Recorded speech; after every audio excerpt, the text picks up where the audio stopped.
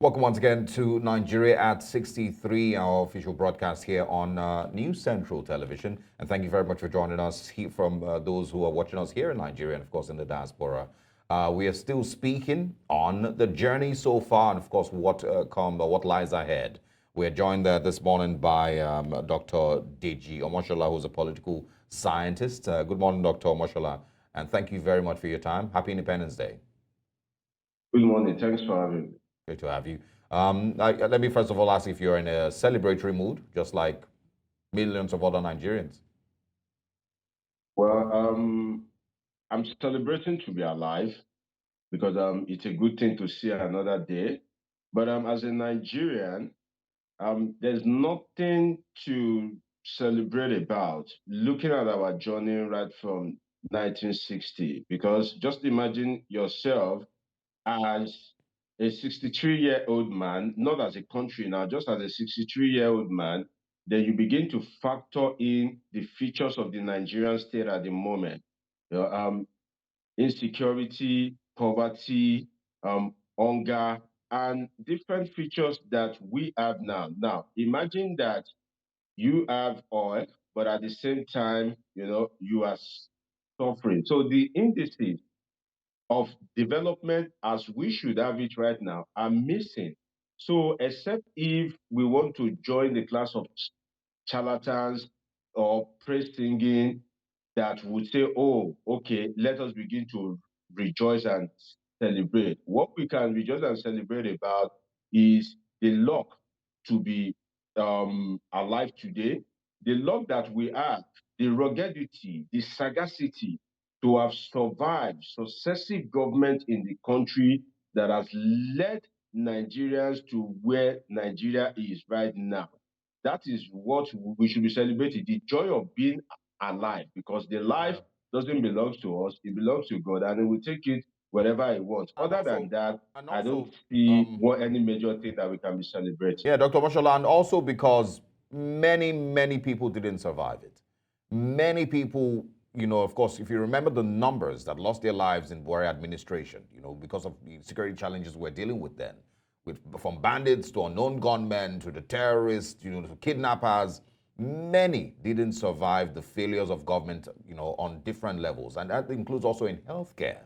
And so, yes, I kind of see your point with saying that it's something to celebrate that you're alive today, that you've been able to survive Nigeria this long. But I want to ask, and it might be a little tricky question, but I want to ask, does the current Nigerian president, Bola Ahmed Tinubu, represent Nigeria at 63? Get the question. So does he represent how far Nigeria has come in 63 years? That this is, in 63 years of being independent, this is the, person that we have elected as president. These are the kind of people that we've elected in our National Assembly. These are the kind of people that we have as state governors.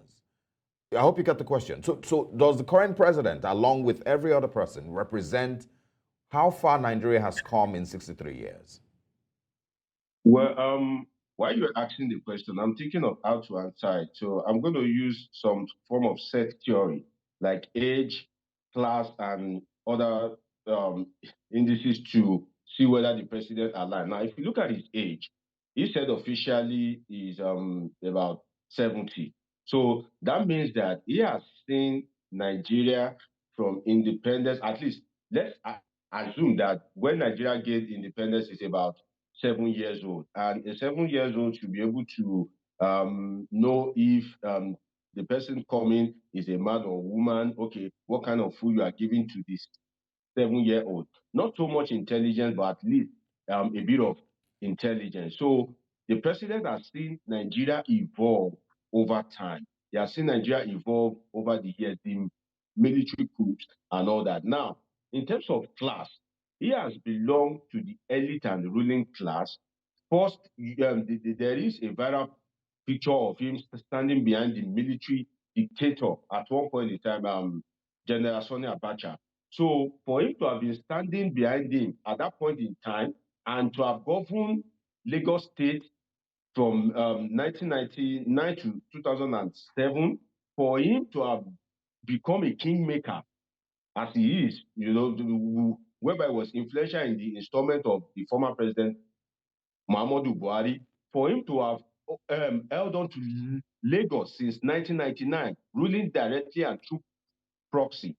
For him, the kingmaker himself, to have become king, which is something that is rare, and for him to ultimately be the president of the Federal Republic of Nigeria today, definitely he belongs to the elite and ruling class. Now, having said that, looking at him, having seen everything involved, and having had the grace to have become the president of the Federal Republic of Nigeria today, you now need to ask yourself that, okay, everything that has happened right in your presence as you are growing. Now you are the president of the Federal Republic of Nigeria. What have you done as a person? First, you installed someone that brought Nigeria down to his knees. You installed someone in person of former President Muhammadu Buhari, who, despite being a military general, former military general now, he appointed people from his own ethnic group, the highest of nepotism that we have ever seen. And people will begin to say that, oh, the constitution needs to be amended. And now we say, well, the constitution is a living document, but even human beings don't foresee or know everything, not to now talk of the constitution. So now he is in charge. Almost the same thing is repeating itself. Anything finance in Nigeria today, look at our financial sector, CBN, Minister of Finance, anything that relates to finance is being given to the Southwest. That means it's beginning to repeat the Buhari mistakes. Now, during the inauguration speech, he said he's going to consult. Almost immediately, he said subsidy is gone. Mr. President, you've never been a president before. You've never spent 1 hour as president. Right now, you say you are going to consult, and instantly you said subsidy is gone. So then you look at the disobedient to court orders. So these are some of the things that have been affecting Nigeria right from inception. And he got there, and he is repeating the same thing. Now, passing the bulk of suffering to Nigerians. Subsidy is a fraud. Assuming but not conceding, the fraudsters are roaming the street, enjoying, living the likes of luxury. But the average Nigerian that is benefiting from the subsidy are suffering. So what should they rejoice about at 63? So he represents the political class, but in terms of where Nigeria ought to be, because right now, these two things, where Nigeria is, we know where we are, but where we ought to be based on our potentials, definitely Nigeria is not there. And if all of I'm seeing so far in about 3 months of being president is anything to go by, definitely is not the man to take us there. It's not. All right. Thank you so much, Dr. Deji Omashola, for that. We will continue, but in the meantime, I would like for us to introduce Professor Daniel Chukwura, who was meant to be with us in the first half of the show. Professor Chukwura, can you hear us? I hear you. Good morning, and thank you. Thank you for joining us. Now, we're still talking about the new administration, just like Dr. Deji has started to talk about. Professor Chukwura, I want us to analyze this from the perspective of the government, right? We have inherited so much debt. We're a country with so much flaws and so much damage. Now, looking at where we're coming from, don't you think that at this point that we've gotten to 63 years, drastic implementation is not what we need?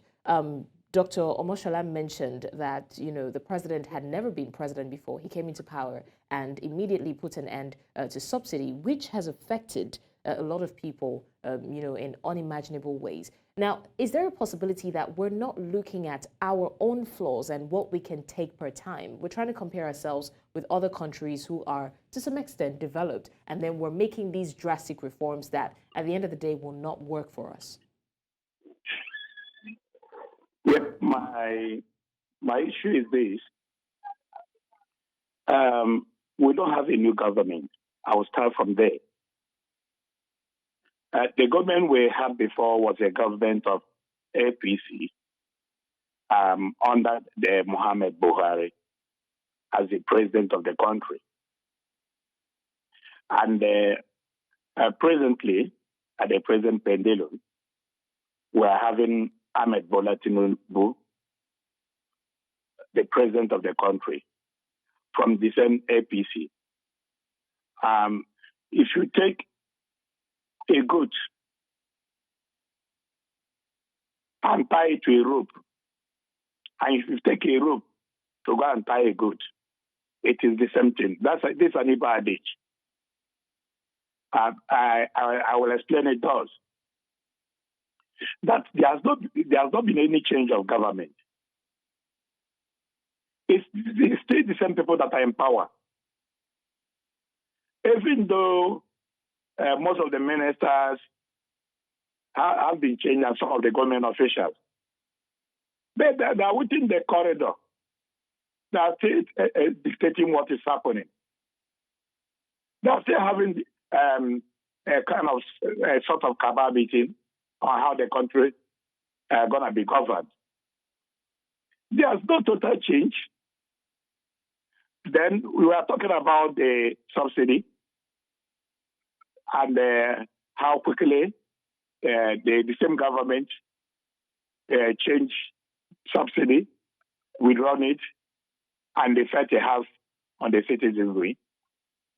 Yes. Knowing that the country is bad already, the economy is bad, social-wise, security-wise, infrastructure-wise, I trek from Enugu to Anambra every week. Yeah, normally stay on the road. This road has been repaired over time and over time and over time, awarding one contract or the other. This particular contractor will come, and within a space of time, the contract will disappear. And I know most of those contractors must have been paid. I'm not saying emphatically. The same road is still under construction till today. For 8 years. And thereabout. If the present government want to withdraw the subsidy, it should have been gradual. I wonder, somebody that is being paid 120,000 in an organization and has a car, he or she has a car. It means the person will abandon his car. At Enugu here, you may not know Enugu very well, but it's just a kilometer and a half. You pay 300 naira. You see poor masses trekking from one point to another. Professor Chukwura. I'm not thinking there's going to be any change. Yeah, Professor Chukwura, let me just quickly ask this because we need to go on a break in a bit. Okay. Do you think that maybe if Nigerians had voted different, we probably will be maybe more hopeful about the direction that we're headed? If Nigeria has what? Professor, can you hear us? Yeah, I hear now. Yeah, I'm asking if Nigerians voted different in the last elections, do you think we maybe would have been, maybe more hopeful about the direction that we're headed? Or is Nigeria at a state where regardless of who you put in office, almost nothing will change? Yeah. I'm thinking towards that way. This last election was the only election I saw people coming out in mass. People trooped out in mass to vote for a candidate of their choice. And maybe they have their reason. They have a particular thing in mind towards people or persons that are voting for. I'm so shocked that what is happening in the judicial system is not impressing people. So to say particularly, if the candidates, which people were thinking they voted for, we are that seat, I think there will be a better governance and a total change. That's what I'm saying. I can say it loud and clear, and I can say it anywhere. I'm not taking a support of any person. I'm an university professor. I am standing erect, but that is the way I feel about it. All right. Okay. We, of course, will continue this conversation. We need to go on a short break. Apologize for the sound quality a few minutes ago, but we'll take a short break. When we come back, we continue with these conversations this morning. Remember, we're still joined by Dr. Deji Omashola, who's a political scientist, and Professor Daniel Chukwura, who, of course, who's joining us this morning. The challenge of nationhood. We, of course, had a really, really interesting package, put together for you, and let's quickly share that with you. Nigeria is made up of over 200 million people. It has more than 300 ethnic groups, over 520 languages, several dialects and religions, making it one of the most culturally diverse countries in the world. Many say this unique demographic composition should be a source of strength for the country, but it has continued to create problems of cohabitation. An example is the Nigeria Civil War of 1967 to 1970, which had its origin in ethnic and religious politics. The conflict claimed an estimated 100,000 military casualties, while between 500,000 and 2 million Biafran civilians died. The First Republic was a watershed in Nigeria's democratic practice, a failed attempt to unify the country, which resulted in election violence and eventually a military coup. There was a time for those forms of divisions. We've been through dissents. We fought a civil war.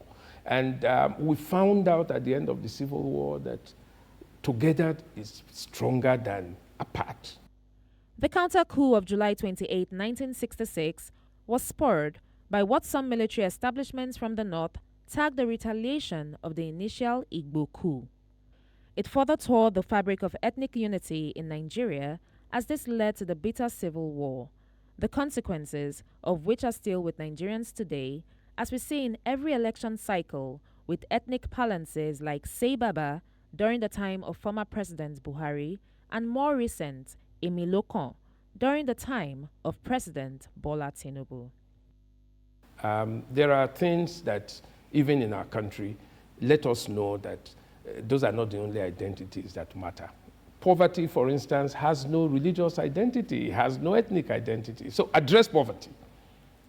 Infrastructural regeneration and development has no ethnic face. Because some of the basic issues that might lead to economic rejuvenation and the boosting of the economy are tied to people feeling secured. If people don't feel secure, they're not going to be engaged in economic activities. And if people are not engaging in economic activities, the economy is not going to grow. And if it's not growing, there's no way you're going to make an impact on poverty. So for you to do this, you should first and foremost ensure that you reduce the high rate of food inflation in the country. They say a hungry man is an angry man. And not just that, when you have more angry people all over the whole place, you're going to have a dysfunctional society. And that's why Nigeria is a dysfunctional society, because you have a higher proportion of people who can do anything just to put food on their table.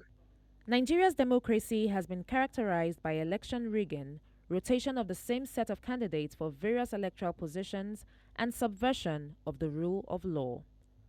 Some people have adopted the view that the British colonial administration in Nigeria interrupted the country's cultural evolution through premature amalgamation. Scholars have mentioned the divide and rule policy of the British colonial administration as the beginning of the animosity and divisions among different cultural groups in the country. An article that Nnamdi Azikiwe wrote in 1965 called The Essentials for Nigeria's Survival. And there he was saying, you know, a Commonwealth of Nigeria, you know, has the potential to become one of the greatest countries in the world.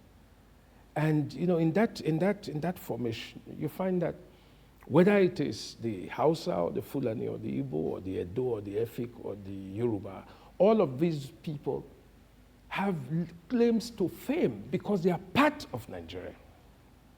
You know, so the parts, you know, are essential to what makes the whole tick, but none of them can become great apart from the other. Thuggery, godfatherism, imposition of candidates by political parties, internal party rivalry, and general apathy by voters are features in the scheme of Nigeria's democracy. Others have traced the challenge of democracy to the eagerness of political elites in Nigeria to exploit cultural differences to further their personal agenda. And this may be why there have been repeated calls for serious amendments to the 1999 Constitution. Democracy can work to the benefit of Nigeria if the country's leadership should minimize the use of ethnicity and religion as political tools, and should replace nepotism and sectionalism with meritocracy. The excessive powers vested in the federal government should also be decentralized. This would enable different regions to regain autonomy, thus spreading the putative benefits of federalism.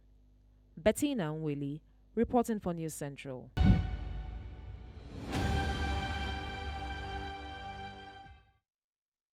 A very insightful and detailed report put together by our correspondent Bettina Nwelih. We're still celebrating Nigeria at 63 right here on News Central Television. Thanks for staying with us on the program. And of course, we still have our guests, gentlemen, Dr. Deji Omashola and Professor Daniel Chukwura. Now, we've talked about the challenges, some of the challenges that Nigeria is facing and has been faced with for a long time. And now we're trying to see what can be done about it, the journey, so far, and what the prospects are generally. And I'm going to come back to you, Dr. Deji Omashola. Now, earlier on, we did talk about the economy and, attracting foreign direct investment and all of that. And recently, the president has been, coming up with different reforms, which we also didn't mention whether or not if it was a good idea to come with certain reforms like that. But we talked about the reforms, and one of the things that we're seeing in recent time is the new appointment. Cardoso has been appointed as the new president of the Central Bank of Nigeria, and there is no doubting his credibility, because if you read through his history, you would know that he has a knowledge of the financial sector. But then again, that brings to question the issue of capability, whether or not in this period that Nigeria is, this person is able to bring us out, or at least minimize the problems that we're facing in the financial sector. So generally, Dr. Deji, what do you think about the financial sector and the hope that we can have from this new administration and the new appointments?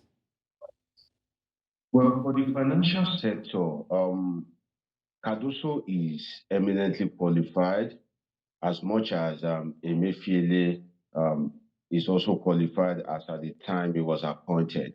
But the problem with public office in Nigeria is your predecessors have created a lot of problem for you, so much so that when you come in, it will be very difficult for you to overcome those challenges. You will be overwhelmed.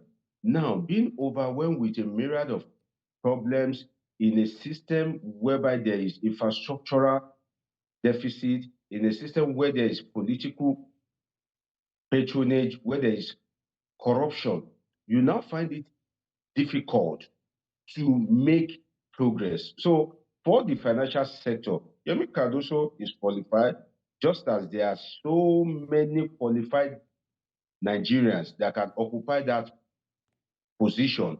But the thing is, what magic will you do when successive government, as at 1983, $1 was equal to 1 naira. Now, $1 is equal to about 1,000 naira. So what magic will Cardoso do when Nigeria is still borrowing? The Tinubu administration, despite the removal of subsidy from onset, despite that the amount budgeted for subsidy in June was no longer used for subsidy, and government said it is saving trillions by the removal of subsidy. Yet, the Tinubu administration has been borrowing. So if the country is borrowing and not producing, because at least you need to have a source of earning forex. If the country is not producing and the world is moving towards green energy, by so doing, the influence of oil in the global market is reducing, and you are a monoproduct economy dependent on oil. What magic will Yemi Cardoso do, or the Minister of Finance? It is a straightforward thing. You need to produce, you need to earn forex. Now, you go to the World Bank and start borrowing. The funds are not for free. This Bretton Woods institution will come up with their own policies, which you must obey before they can give you the funds. Then it also make the country very vulnerable in terms of trade negotiations, because all these clauses will come into place. So for now, as regards our finance, we have a lot of potentials.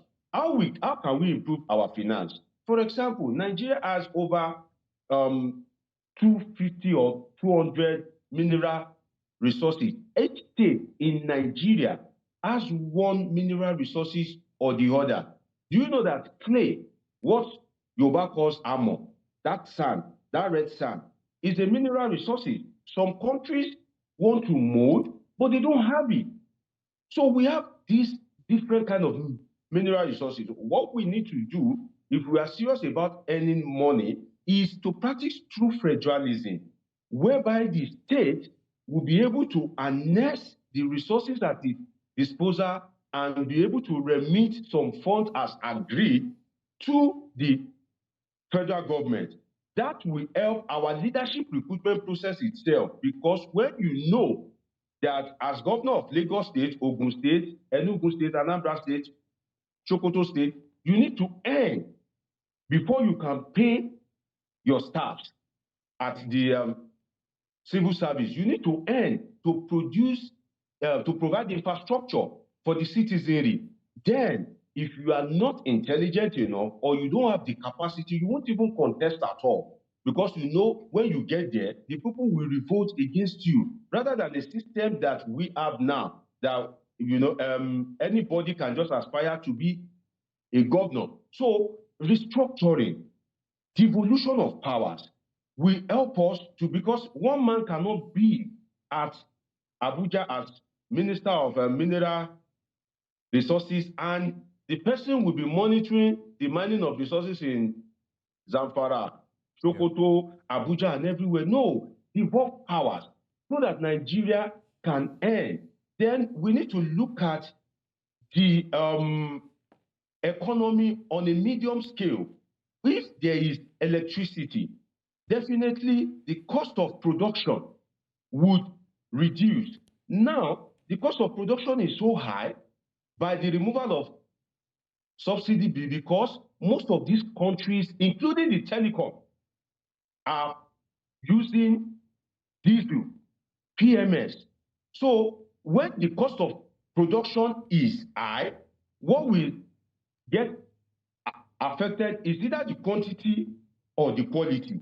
But in this case in Nigeria, if the quantity has not been affected, then the quality has been affected. That is why if you look at the fruit juice, the milk that you are buying 7 years ago, and you take the same milk today, it is either watery or not as tasteful as it used to be. So the thing is the same, but the quality has been reduced. But when there is electricity, when we begin to curb corruption, because if government agencies that are to monitor the production, if they are not after their pocket. They definitely, the consumers, will get good value Dr. Omashola. for their service. So based on all these points, if we can put it in place, Nigeria will earn more, then life will begin to become more meaningful for the citizens. Dr. Omashola, I don't know. Let's first of all try if we can. Do we still have Professor Chukwura? Okay, I think we have lost that connection. Dr. Omashola, I want to, because I mean, analysts, have broken these things down a million times.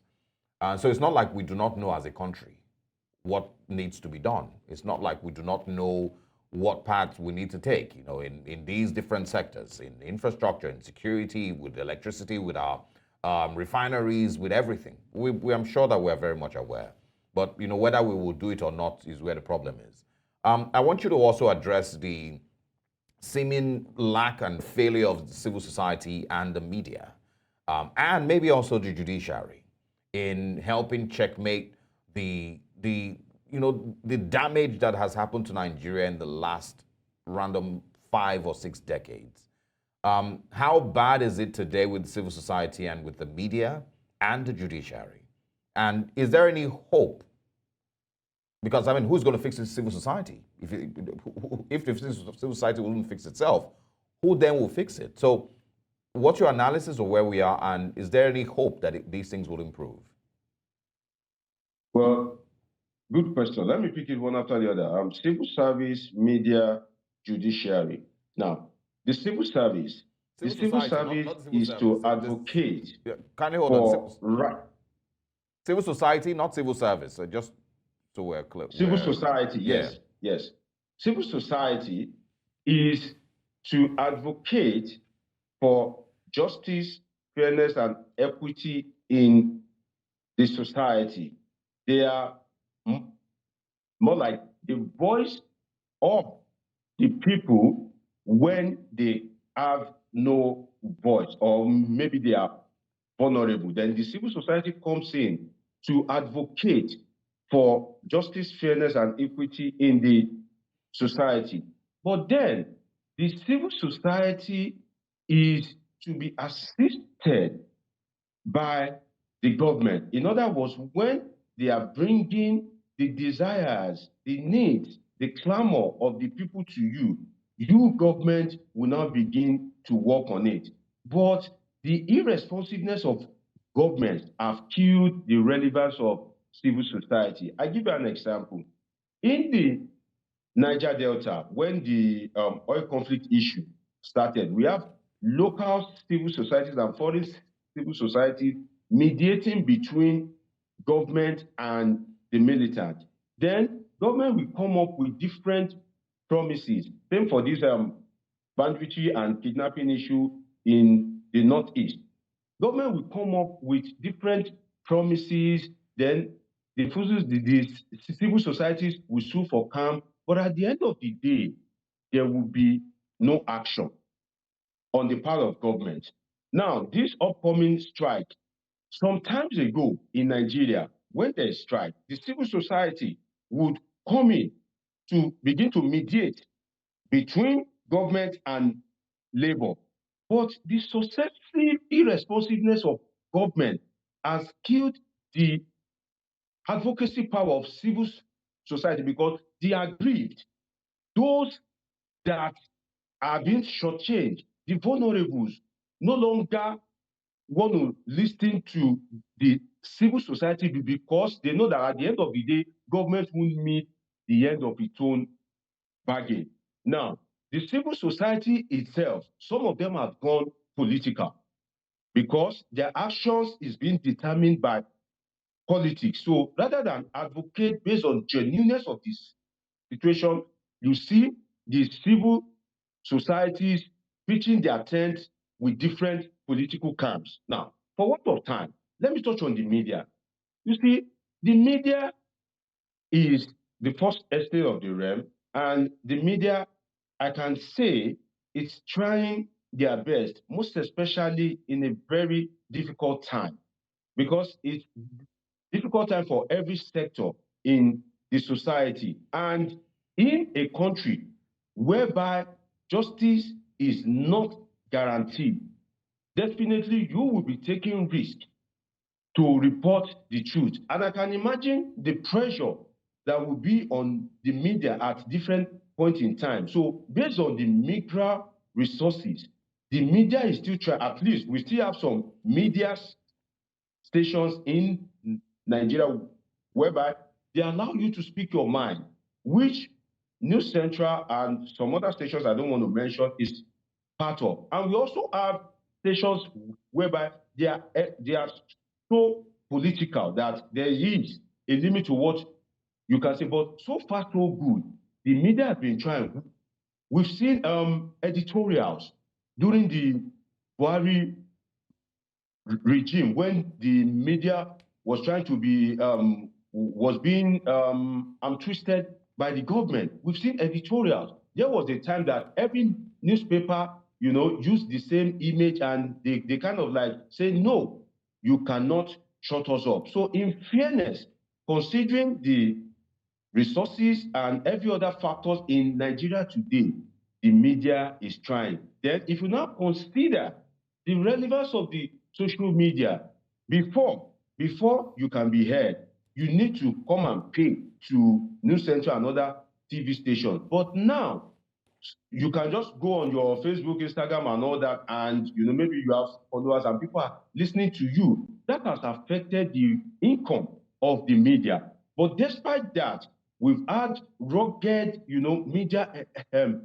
entrepreneurs that are still keeping the flag high. So kudos to the Nigerian media. I think they've done well so far from the AIT, which I think is the first private TV Right, in Nigeria, and now we have different ones. Okay, now, thank you so much, Dr. Omashola. Apologies for interrupting you, but we're really pressed for time. But we appreciate your opinion on that particular question. Now, very quickly, I'd like to go to Professor Daniel Chukwura.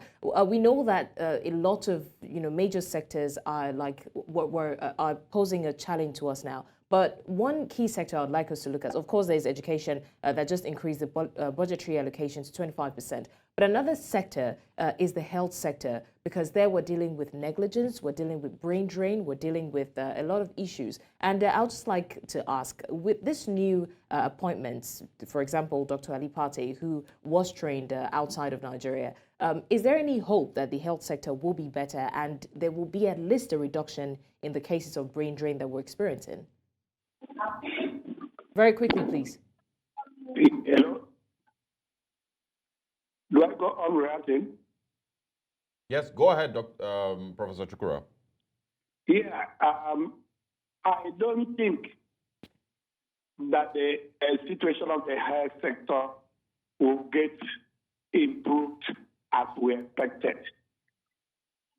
When you use an old wine and join to a new wine, it will remain old, it may not remain new. The problem is not only on those on top. The problem is with the system. Health, as you mentioned, is not only system. It is just like David Epstein put it, it is systems theory, where you have branches, and each branch has a function to perform. And the performance of those branches dominates to the entire tree. All right. Thank you so much, Professor Daniel Chukwura. Thank you for that. Apologies again. Would have loved to extend that, but because of our time, thanks for joining us. All right.